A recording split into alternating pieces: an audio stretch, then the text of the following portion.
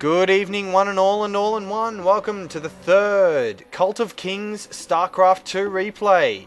This is going to be a 2-on-2 with Stitcher spawning as the blue Zerg, Shmeep spawning as the red Zerg as Team 1, and Crab spawning as the teal Protoss, and Kokomon spawning as the purple Terran. Don't need the units tab open. I don't know why I started with that. We'll start off with the production tab because it's easier at this stage. So we do have 8 probes up. No additional probes being made. Not quite sure. Oh, that's why. 8 pylon. That's very early for Protoss. Must be wanting to use a chrono boost. We do have supply depot going down now for Kokomon. Based on that, I'd probably say it was a 9 supply depot. First pylon is up now. Got more probes being produced. Let me get my English right. Drone on the way for Shmeep. And spawning pool. Very early spawning pool for Stitcher. I think that was a 9 spawning pool actually. So an extremely early spawning pool. Not quite enough to be considered an all-in strategy if he's going to go for that Zergling rush. Just quick Zerglings I think on the in case that there's some cheese coming. That would be my guess. A lot of units now. No Overlord. There we go. There's the Overlord now. He was sitting at about 200 resources, so not quite sure what was happening there. He's probably paying attention to his Overlord or something. Gas is now up for Shmeep. That was a 12 gas. Spawning pool now going down at... sorry, it was a 14 gas and a 13 pool. That's much better. Reason why I know all this, I did actually cast this game blind without seeing it, but then I realised that I didn't actually hit the record button. So I sort of got to the end of it and I'm like, right, that's it, and I realised that the fraps was still yellow, and that was kind of frustrating because I had just cast the whole game and then realised that it wasn't actually properly cast. But that's okay, it's still a good game. So Queen and 6 Zerglings now on the way. Zerglings will move out to here and we'll be moving out. Just going to be doing a bit of scouting. And then we'll move back and hold the watchtower. Spoiler alert. So the spawning pool is now up. He did get to that 100 gas just as it came up. So he's obviously got that timing well down packed because he did have 100 gas just as the spawning pool came up, which allowed him to immediately start Zergling speed. Queen on the way, but he has realised that he is supply blocked, so we do have an Overlord on the way. No expansion yet for either of the Zerg players, but Stitcher's build is a little bit different to normal, so I wasn't surprised by that. Shmeep's build is a little bit more standard. Getting a second gas before the hatchery, which is a little unusual.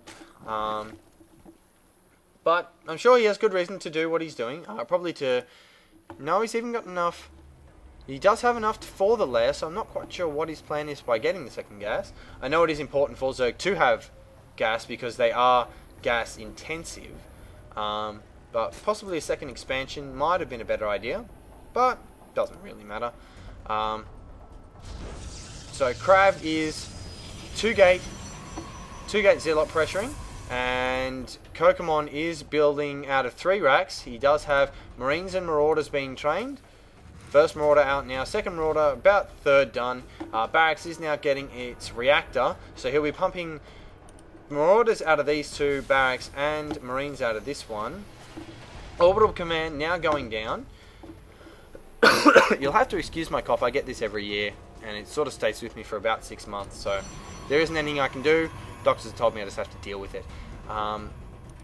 Do have the assimilator going down now. With all these extra resources he has spare, I mean, he may as well be spending them on something. That is a lot of spare resources. He can't get out at the moment with the front being walled off and the rocks at the back. So he's not going to be able to do anything in terms of expanding for a long time. He'll need to actually get a warp prism or break down the rocks, but because they're going for some early pressure, I don't think that going for the rocks is going. I don't think that going for warp prisms is going to be the idea. I think he'll just have to break through the rocks. Concussive shells and Stimpack now being researched. Vital upgrades if you are going for that Terran Bio Ball.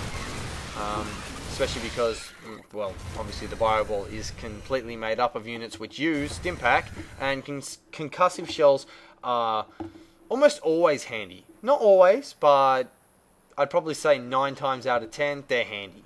So we do have a push coming now from both players. They're going to be pushing into Shmeep. Shmeep does have a lot of speedlings at the moment. Cybernetics Core now finally going down for Krav, but continuing to pump Zealots out. Roach Warren did go down. I did forget to say that. I said it last time. I should really pay a bit more attention. But yeah, the Roach Warren, I always mispronounce it and say Warden instead of Warren, but it is Roach Warren. The Roaches did come in to reinforce this, and despite the fact that the Zealots are good at tanking damage, they do need some support when they're outnumbered, especially against things like Roaches. So the attack was pushed back. They are now going to be pulling out. Roaches are going to follow the Zealots and trap them up here on at the watchtower. They won't be getting out from there, and there's too many. I mean, they may kill this one, will he? No, 1 hit point! 1 hit point left. He is now known as the Survivor. I'm going to call him that until he dies, which I'm guessing will be soon. So these 2 gateways are producing. We do have warp gate technology now being researched, so probably transitioning, I would say, into a 4-gate build. Kokomon still producing off these 3 racks. Spire is down for Shmeep, putting it down there. Second Queen is now on the way. Expansion is up and running, in case you guys couldn't see it. And the expansion does have double gas. Again, for new players, Zerg is gas intensive if you do intend on playing Zerg. Now, interesting push coming here from Stitcher. He is going to take down these back rocks. Now, Krav has no idea that this is happening, and either does Kokomon. So, this push is going to be extremely favourable for Stitcher here because he's walled off his front. So the Zealots, in order to get in to protect the base, will now need to run all the way around the map pretty much, because the back and the front are extremely far apart if you have to go ramp to ramp without cutting through the actual main. But we are going to see a push coming now from both players because they have rebuilt their Bio Ball and the few gateway units that they have, but the Roaches do push in right into the mineral line without being noticed and are now blowing up probes left, right and center, eliminating all of the probes. There's not many left. I don't even know if they've noticed. I think they're focusing too much on their attack. There's only a few speedlings at the base. I don't think... Let's take a look at the units tab real quick. No, there is nothing else. There's 2 queens for Shmeep and nothing else. There is 25 roaches, but they are sitting in the... There is a handful of them sitting in here. I had 2, 4, 6, 8, 10, 12. So about half of them. Then there's a quarter of them here and a quarter of them coming over to reinforce. But I think that they are in a bit better... I think Stitcher and Shmeep are in a bit better position. The Mutalisks did spawn and took out the Stalkers. But there are Marines here, and I don't think there's enough Mutalisks to hold this off. The second wave of Roaches is coming down, more being spawned all the time, but they are a reasonable distance away. It is very difficult to reinforce here from your ally, because your ally's ramp is actually pointing away, and then you've got to not only get out, you've then got to run around. It is quite difficult to reinforce from mains on this map. So the Marines, the remaining Marauders are pushing in. The Marines have all been taken out. I believe they were all sniped by the Roaches. I shouldn't really have diverted while talking to talk about the ramp, but that's okay. Marauders now trying to take out this Spire. Krav should be moving over to assist this, because this is the only thing that he can produce units out of at the moment. I mean, the spawning pool can do it, but he has sort of committed to these mutas, and because they are at the moment, or were, uncounterable, it would have been a better idea to stop them from being reinforced. He did pull his drones out and run them away, and there is a lot of lava left on this base from the Queen. So he should be able, although there are enough drones to almost completely saturate the main as it is. Meanwhile, the Roach Force did eliminate everything Krav had, so they're Krav pretty much went all in with that attack. I don't know if he got the Warp Gate technology up on time. It does look like he did, because normally, yeah, no, he did, because it does say Warp Gate technology required when you do that. So large forces. Let me try that third time, Lucky. Large force of roaches is now gathering at the watchtower to make sure there's no immediate push again. But I mean, considering they've been reduced to one player, it's going to be pretty hard for them, or for Kokomon as it is now, to come back into the game at this stage.